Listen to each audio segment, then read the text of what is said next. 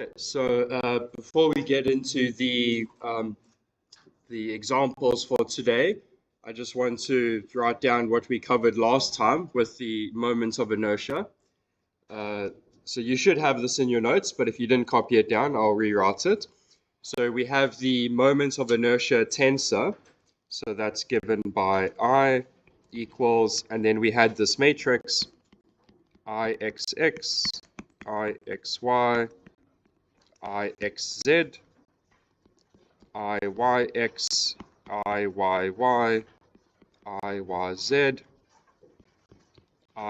Izx, Izy, Izz. Okay, and then I wrote down those equations for them. I'm not going to do that again, but we know that this is symmetric. Okay, so we only have 6 things to find. So here, this top bit we can calculate, and then that bottom bit, that comes for free. Okay, that's because this is symmetric.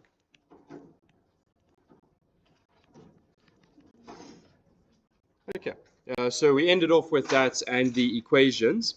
Now we want to figure out what does this mean and how do we calculate these. Okay, so first imagine we have a sphere, so a solid sphere.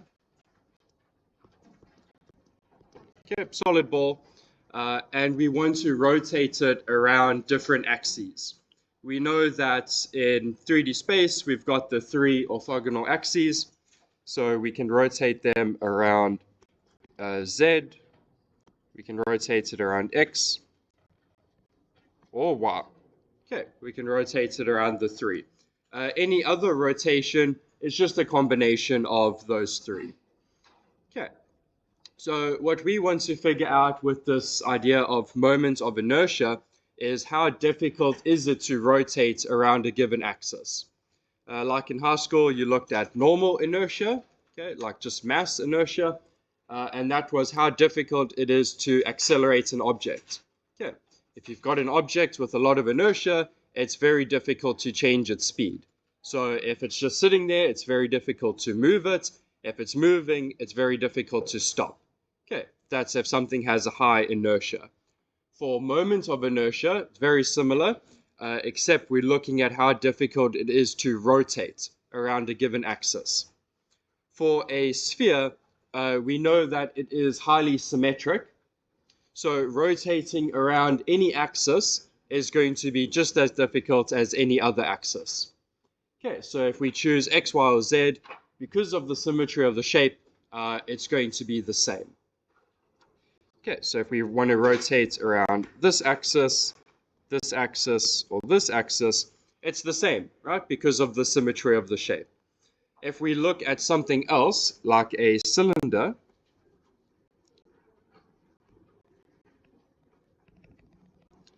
like that, we have less symmetry. If we look at the z-axis, it still has some symmetry there. Okay, so looking around the z-axis, it's the same if we rotate it around. However, these other axes are a bit different. So there and there, that's going to be different. So the red and the blue, they're going to be equal to each other. Okay, if you spin a cylinder around the red axis or the blue axis, you're going to get the same result. But if you spin it around the z-axis or the y-axis, it's going to be different. Okay, so here for the sphere, we're going to have I, and I. All 3 are going to be equal because of the symmetry of the shape. For the cylinder, we're going to have I1 if we rotate around the z-axis. And then around the other axes there, that's going to be I2 and I2.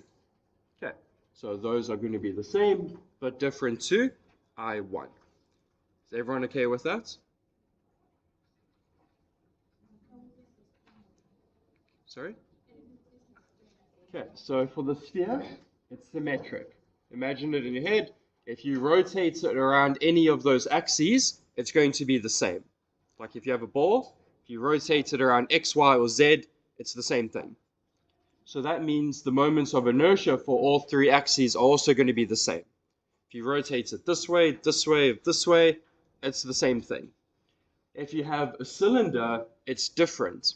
Like imagine you got a can. If you rotate it around the vertical, you're rotating it like this. Okay? If you're rotating it around the other axes, it's flipping it like this. Like you got a can, you're flipping it over. Flipping it this way or flipping it this way is the same thing. So this axis and this axis are going to have the same inertia. Okay, just imagine taking a can, flipping it like away from you or left and right, it's the same. But rotating it like this, it's different. So that means these are going to be the same and that top one, that's going to be different. Okay, because of the symmetry of it. Okay, so that's in 3D. We're not going to be dealing too much with 3D. We're going to be looking at 1 dimension and 2 dimensions. Okay, so let's start off with a one-dimensional example.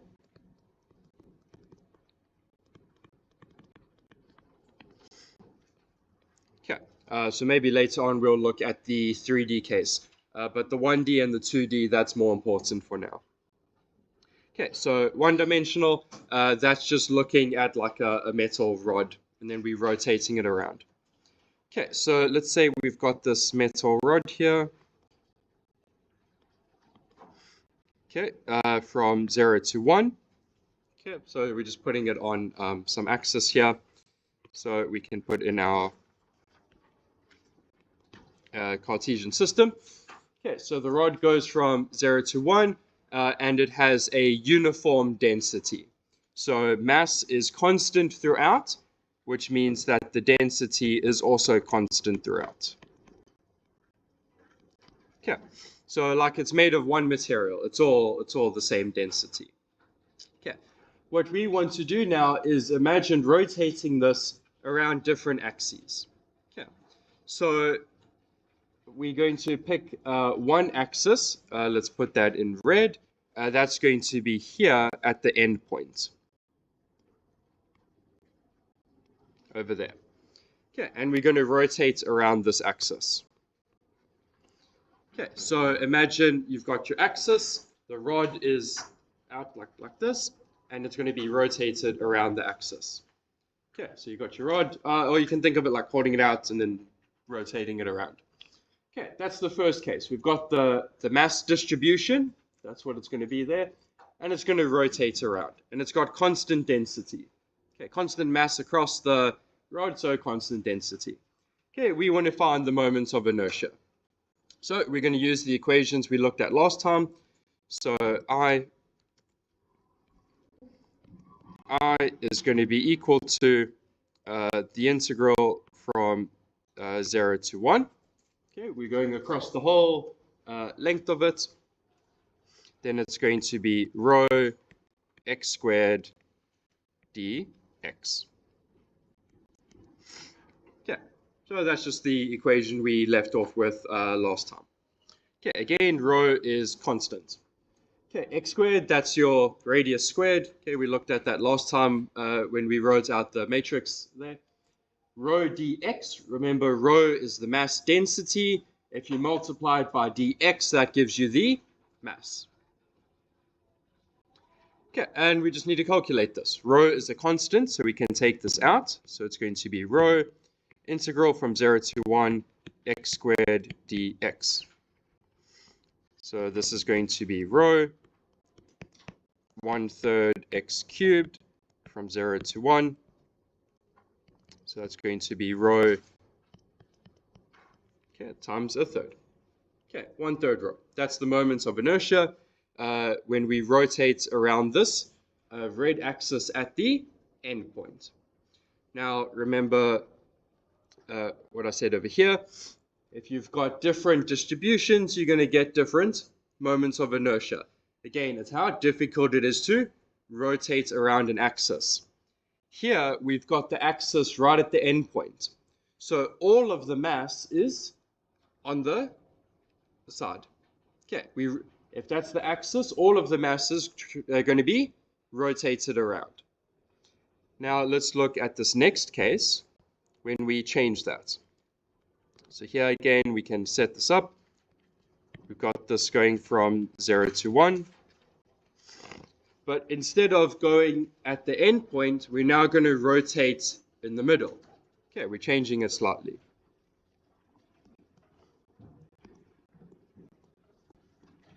Okay, so here the mass is distributed differently. It's like if you take the mass from a sphere and make it into a cylinder. It's a different distribution of mass, so the moment of inertia is also going to be different. Okay, it's where you move the mass in relation to how you're rotating. Okay, so let's work out this one. So again, it's going to be the same sort of integral. So we have the integral from 0 to 1 rho, but it's not going to be x squared anymore. Remember, it's going to be the radius. So it's the distance from this axis to the little piece that we're dealing with. Okay, like we had with the volumes by rotation, it's always from the axis. Same thing applies here. It's always from the axis. Okay, so if this axis is in the middle, this is x equals 0.5. So we're halfway through. Okay, so if we want to find the radius to find r squared, it's going to be from the axis going to the piece. Okay, so what is that going to be? Let's put this in red here. If this distance is x, and the full distance here is a half, and we want this bit, let's put that here. That bit is the radius. Remember, it's the distance measured from the axis to the point that we're interested in. So if that red bit is x, the leftover is r that we want. The full distance is a half because we're halfway through. That means r is going to be a half minus x.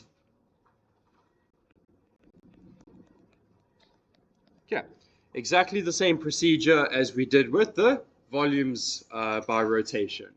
So if you want to work out the radius, like with the shell method or the washer method, where the axis is shifted, we shift the radius. Exactly the same setup. Okay, so if that's the radius, we need r squared. So here it's going to be 1/2 minus x squared. Okay, is everyone okay with that? Okay, exactly the same as what we did with the volumes. If you shift the axis of rotation, you shift the radius. Okay, again, rho is constant, so we can take that out. Integral from 0 to 1. This is going to be 1/4 minus x plus x squared. Okay, just expanding that out. So this is going to be rho.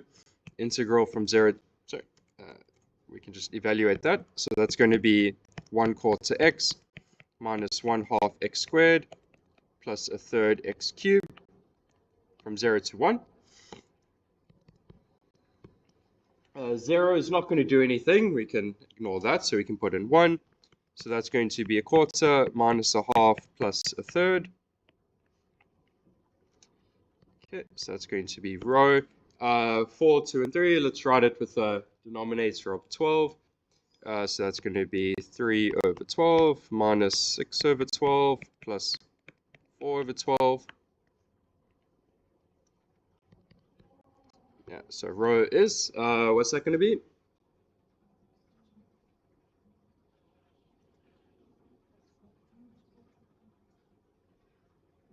What's that? 1 over 12. Okay, so we have 1 over 12 for this one. In the previous case, we got 1/3. Which one's bigger? This one. Okay, why is that? Remember what I said about moments of inertia? It's how difficult it is to rotate something around. Like your moments of inertia with F equals ma. If something has a large inertia, not rotational inertia, if it has a large inertia, If it's stationary, it's difficult to move. If it's moving, it's difficult to stop. Now look at these two pictures. We've got this one where we rotate around the endpoint, and this one where we rotate around the middle. Why would the first one have a larger moment of inertia?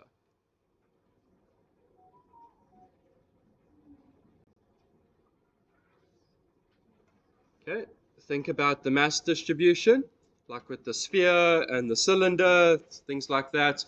So we've got the first case where we're rotating around like this. We've got the full mass distribution going out.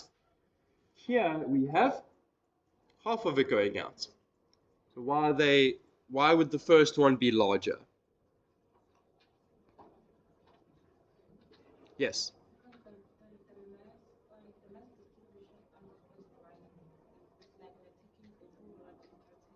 That's right.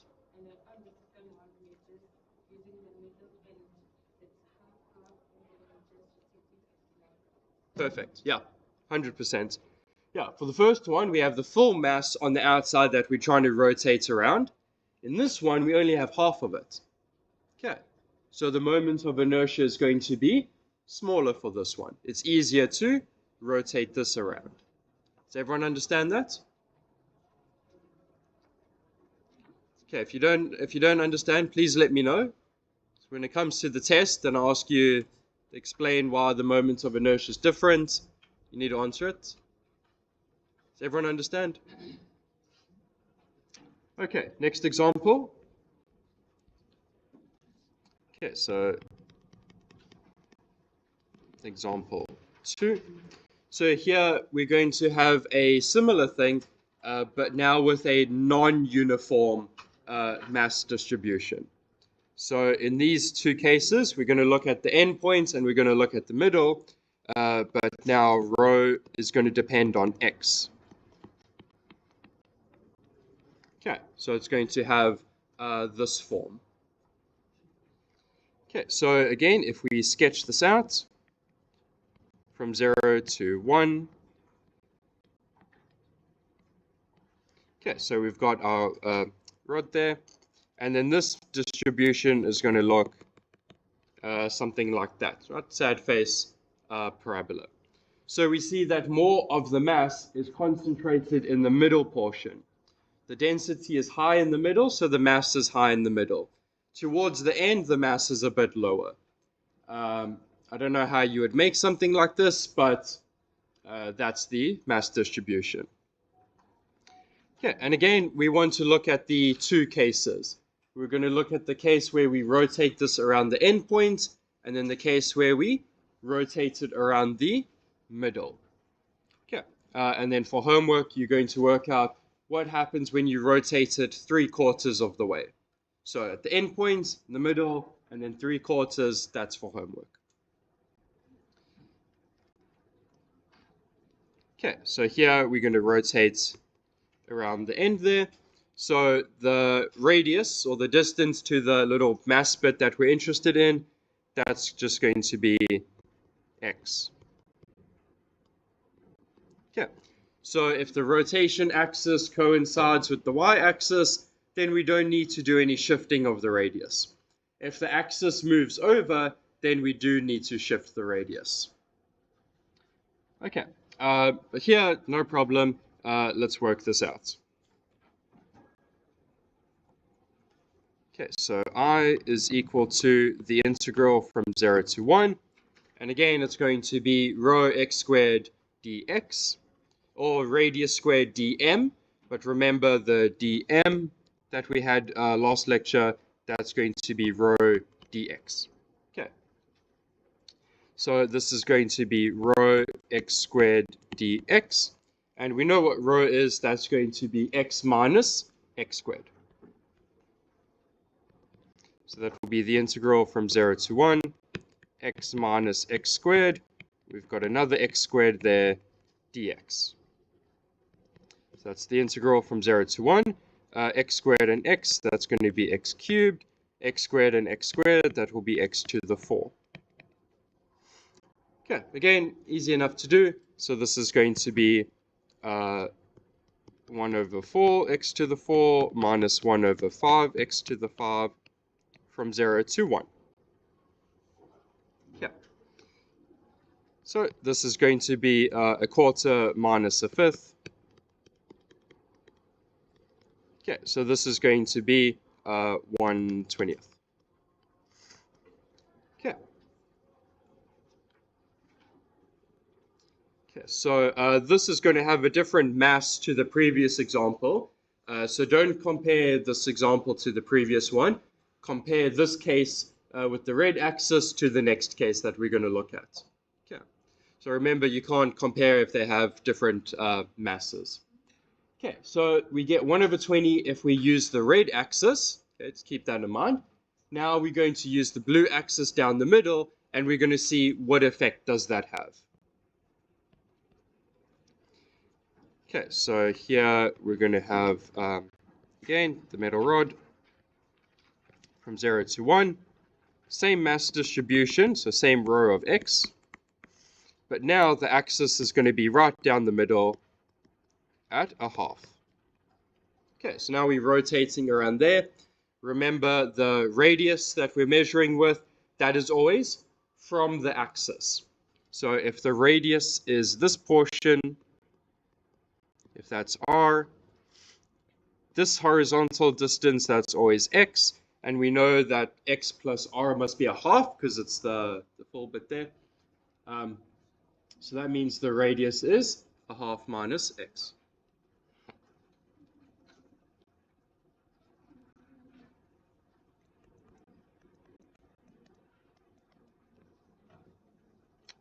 Okay. And if you think about it, it makes a bit of sense. When x is 0, the radius is going to be a half. Okay, so the full length. When x is a half, the radius is 0 because now we're on the axis, so the radius is 0. So you can do a quick little check to see if you've got it the right way around. Okay, so let's work this out. So the inertia in this case, that's the integral from 0 to 1. Rho, that's the same rho we had before, the x minus x squared over there.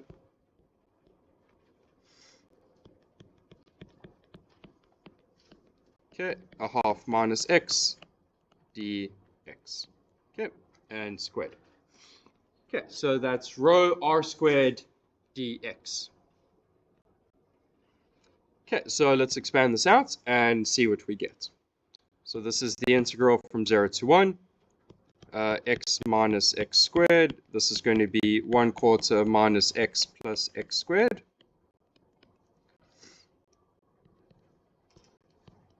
Okay, let's be careful with the expansion here. Okay, so x times a quarter, that's going to be 1/4 x. Then we're going to have minus x squared plus x cubed, minus 1/4 x squared plus x cubed minus x to the 4. Okay. So that's the integral from 0 to 1. We've got here minus 1/4 x. Sorry, 1/4 x. Okay, we've got a minus x squared minus 1/4 x squared. We can combine that. Okay, x cubed and another x cubed. We can put that together. And then the minus x to the 4.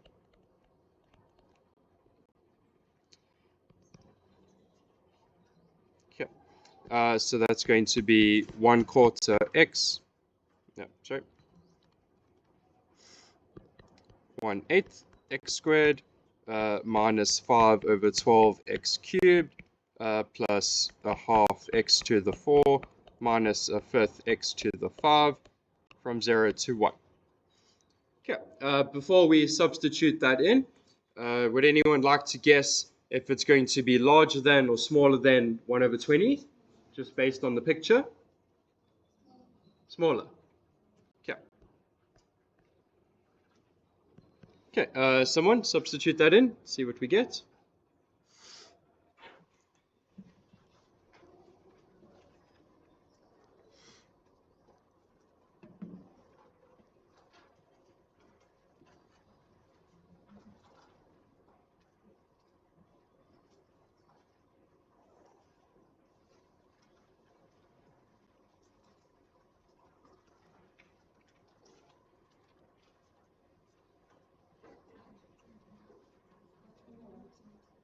Sorry? 1 over 120. Okay. Okay, and it is smaller. Okay, as we expected. Okay, so that's if we have something, the axis at the end point and the axis in the middle. Okay, we know that one's smaller. For homework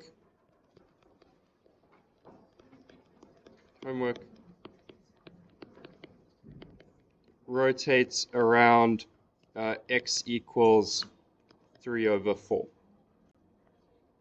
And compare. Okay, so now instead of rotating around x equals 0, x equals a half, go 3/4 of the way and see how it compares. So here you can imagine we've got our metal rod again. Okay, but instead of the symmetry of being in the middle, we're slightly off of the middle. So here. Okay, and you can see how this is going to be a bit different to the other two cases. For one, it's not right at the end point, so we've got this little bit that we need to rotate around. Okay, and it's not quite in the middle where both sides are the same. Here we've got a little bit on this side and quite a lot on this side. So what do you think? Where do you think this value is going to lie? We know the first one, we know the second one. Where would this value be? Just as a guess. In between, yeah. Okay, it's going to be somewhere in between because it's not perfectly halfway where it's evenly distributed efforts on either side. We've got a little bit on this side, a lot on that side, so it kind of works against each other there. Okay, any questions on that? Okay, so everyone's okay with the one-dimensional case. Okay, let's have a look at the two-dimensional case. And then I might leave the three-dimensional for homework.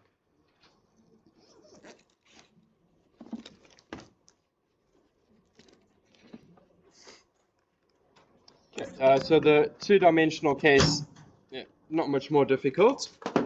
We just need to be a bit careful about how we set up these integrals. Okay, so 2 dimensions.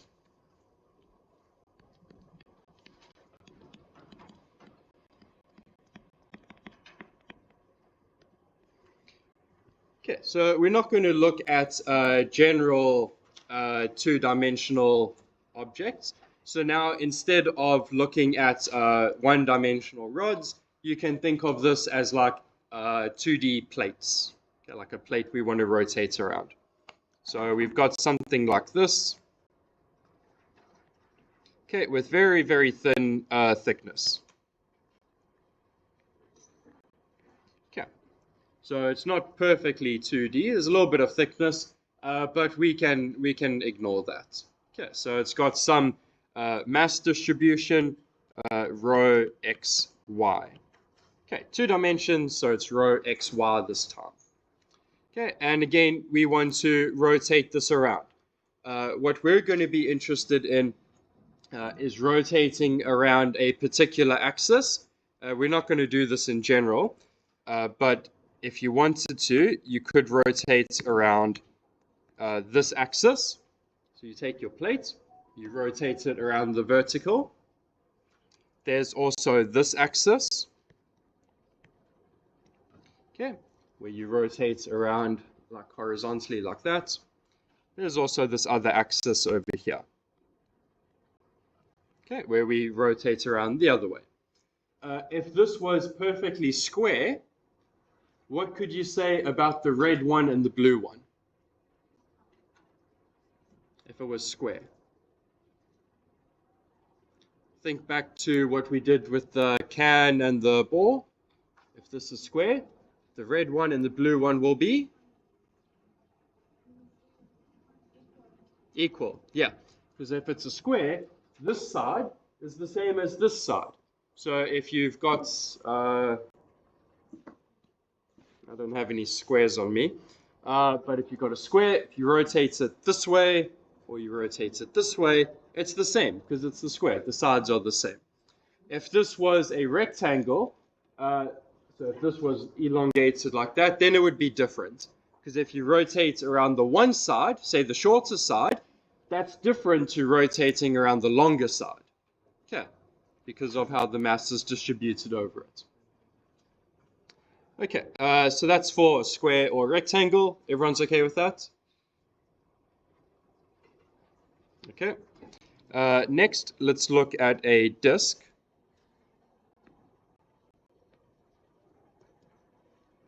So something like this.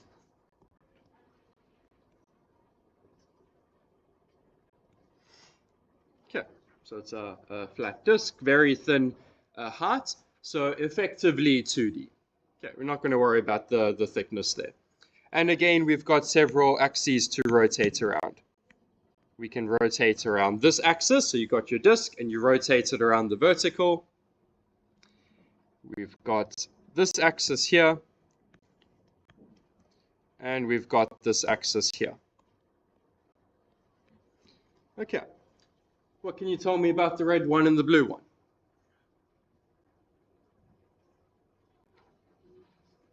Okay, imagine you've got a disk like a plate. You've got a plate there. You rotate it around the red axis and the blue axis.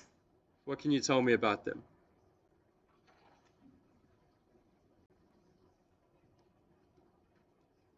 Anyone?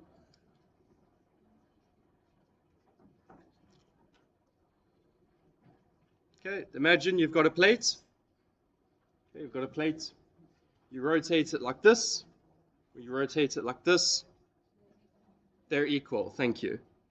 Okay, so the red and the blue will be equal to each other, but different to the white one, because that's going to be rotated like this. Okay, so what we're going to look at is not such a general case with the mass distribution. We're going to look at a mass distribution that only changes in the radial direction. Okay, so in general, the mass could be distributed however you like. What we're going to look at is something like this. Okay, we're going to have the disk again.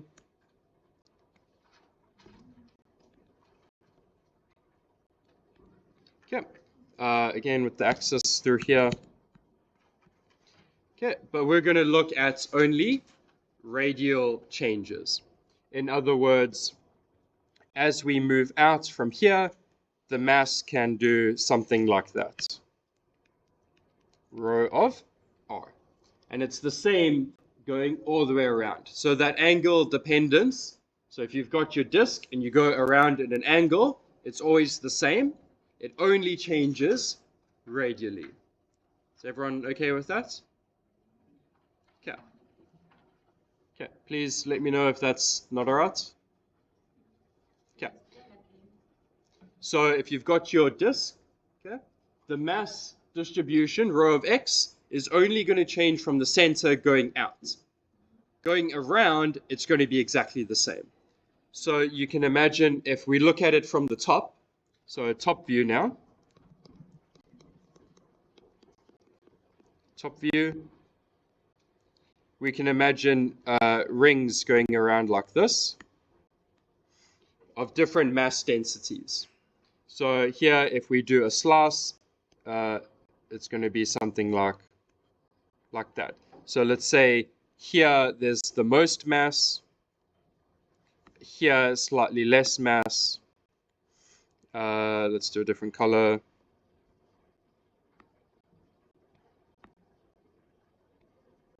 Let's put the blue one there. So red, that's going to be here. Blue, that's going to be there. Let's get the green back. Green over there. Okay, and we're working in the radial direction, so that's R. Okay, so it only changes radially. You can see going around, it's the same.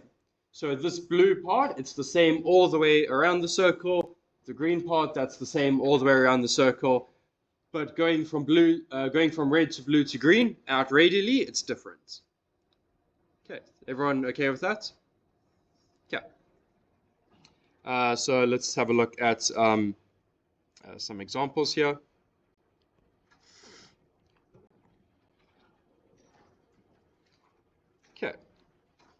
So the radius is always from the middle going outwards, and then we rotate around.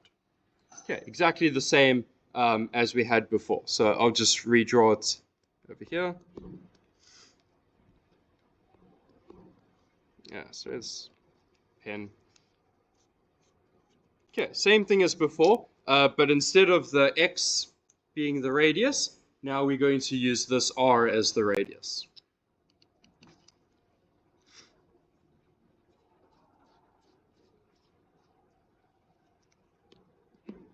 Okay, there we go. Okay, so we've got the disk again there, and we've got some row of, sorry, that's a row of r. Okay, but we don't want rho. Remember, we want the m, because to find the moments of inertia, remember it was the integral r squared dm. Okay, we want the dm there. So rho dr, that doesn't work, okay, because here what we're looking at are circles going out. So what's the area of one of these little bits going out here? So the blue part there, it's got some inside radius, it's got some outside radius. We can work out what the area is going to be. So the area of the little washer bit, like we had before, it's going to be 2 pi r dr in the limit. Okay, so 2 pi r, that's the circumference, times the little dr, we now get the area. So this is for, like we did with the washer method, exactly the same sort of thing. Okay, so that green bit, if the radius is r, this little thickness is dr, then the area is 2 pi r dr. Okay, similar idea to what we covered before with the shell method. Okay, so everyone's okay with that? Everyone good? Okay. Okay, so if that's the little area bit of that, if we multiply that by the density, we then get the mass. Okay. So now the inertia is going to be the integral of the density, rho of r, and then dm is going to be rho, sorry, that's dA. Rho dA, so the density times the little area, that's the little mass. So that's going to be 2 pi r. Okay, I'll put the dr at the end. So that's going to be the little mass bit with the dr. And then we need to multiply by the radius squared. dr. So this and this, if we combine that, that's going to be our, this bit and this bit, that's going to be our dm, and then let's put this in red, that's our r squared. Okay, so it's the r squared dm. Everyone see the pieces of that? Okay, so just think back before we had I equals the integral r squared dm.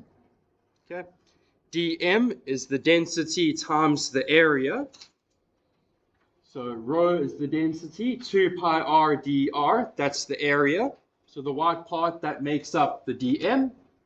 And then the r squared, that's this r squared here. Okay.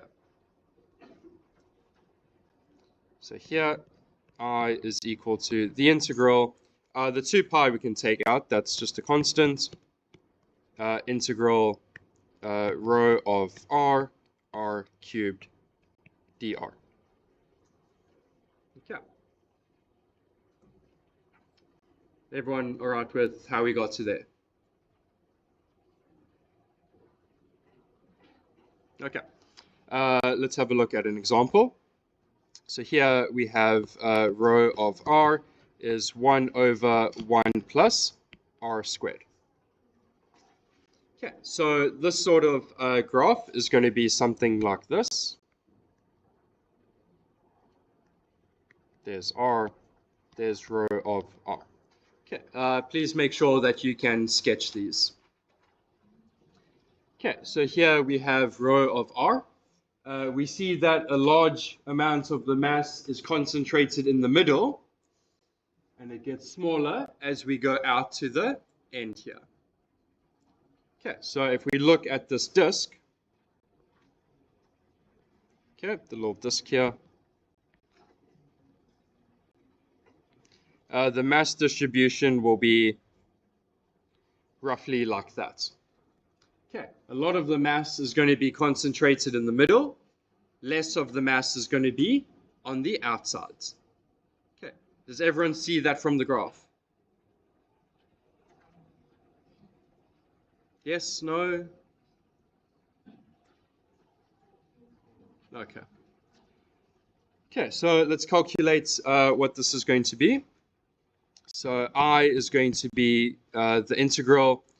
Let's go here from 0 out to 1. Okay, so we imagine a unit disk. Okay. Okay, so this is going to be from 0 to 1. The rho, we've got that over there. That's 1 over 1 plus r squared. Okay, times the r cubed dr. And then we've got the 2 pi out in front for the constant. Okay, so this is going to be 2 pi integral from 0 to 1 r cubed over 1 plus r squared dr. Okay, and we want to calculate this integral. So what do we do?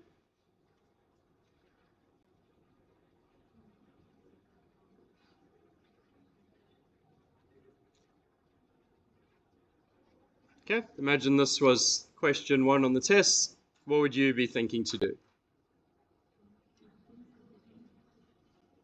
U substitution. Okay, what do we let U be?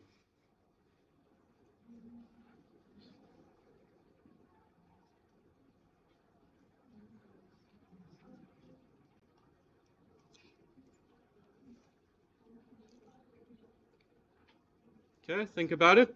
Imagine this was given to you. What would you do? U equals what?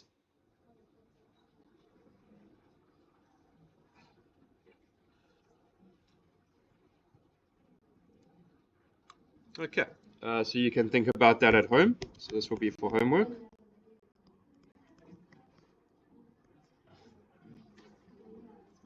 Okay, no, it's not so early. You should be awake enough to answer this. Okay, so let's try another one.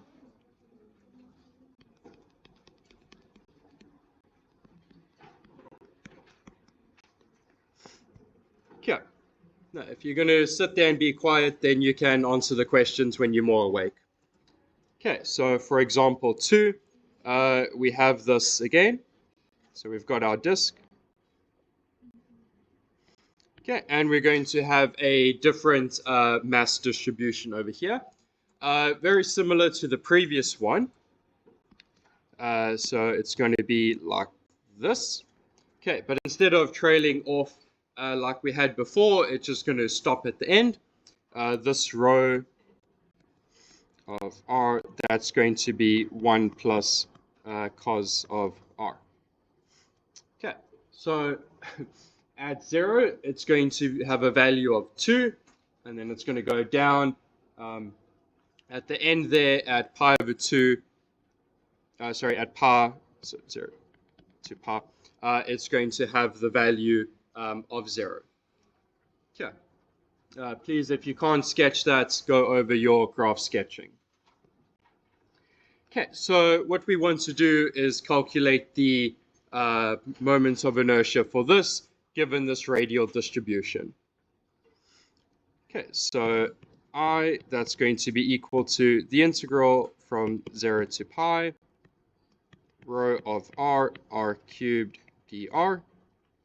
Okay, and again, we've got that 2 pi in front. Okay, so this will be 2 pi integral from 0 to pi 1 plus cos r cubed dr. Okay, and then we need to distribute the r cubed inside there.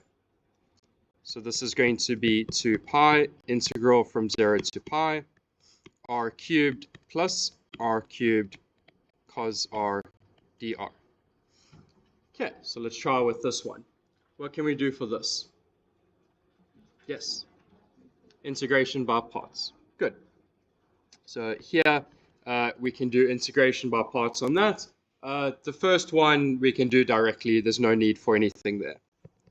So that's going to be 2 pi, 1 over 4 r to the 4 from 0 to pi, plus 2 pi integral from 0 to pi, r cubed cos r dr.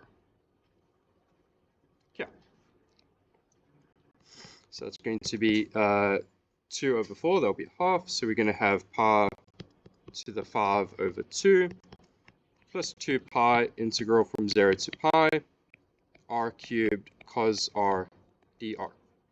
Okay, and here again, integration by parts, like you said. So you could do it u, dv, and so on, or you could just use that dr table. So we're going to have r cubed cos r, the derivative going down here, and the integral down the other side.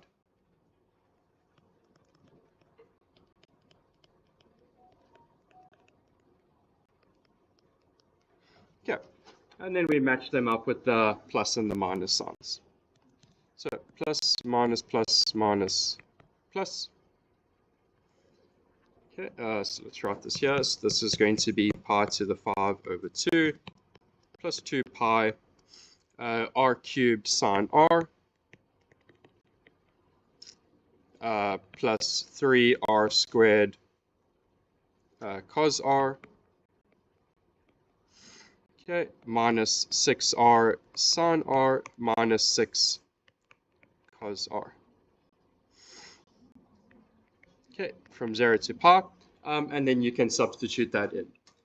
So the sine terms, they're going to go, so 0 to pi, it's 0 for both of them, so they go to 0. Okay, and then remember, cos at pi, that's going to be minus 1. And then cos at 0, that's going to be 1. So that's going to be pi to the 5 over 2 plus 2 pi. At pi, we're going to get 3 pi squared with a minus 1, minus 6 with the minus 1, okay, minus, and then at the 0, that cos is going to go away, and this is just going to be a plus 6. Okay, so plus 6, so that's going to be plus 12. So this is going to be pi to the 5 over 2 plus the 12, 24 pi minus 6 pi cubed. Okay, we end up with that. All right, any questions on this one? No questions. Okay, let's just see the time here. Okay, no, there's not enough time to start the next bit, so we'll cover that next time. Just before you go, just want to get a photo of the class. No, because 22 students are passing, so I just need proof of the attendance. Okay, so when you come to me at the end of the year and you failed because the exam is 50% of the year, I can be like, no, you should